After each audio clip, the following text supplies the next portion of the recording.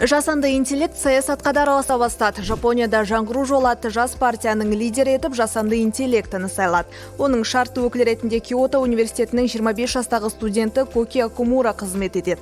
Жасанды интеллект партияның саяси бағыт-бағдарын тікелей басқармайды, ол ішкі басқару мен ресурстарды бөлу секілді міндеттерге көмек көрсетеді.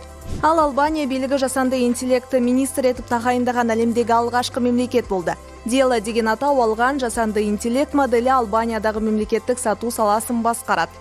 Ел премьер-министрі Эди Раманың айтуынша, Диала мемлекеттік тендерларды ұйымдастырып, үкімет пен жеке компаниялар арасындағы келісім-шарттар процесін жүргізеді.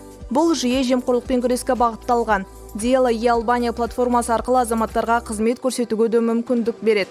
Ал Қазақстанда жасанды интеллект саласын дамыту үшін жаңа министрлік құрылды. Бұрынғы цифрлық даму, инновациялар және аэроғарыш өнеркәсібі министрлігі қайта құрылып, жасанды интеллект және цифрлық даму министрлігі деп аталды.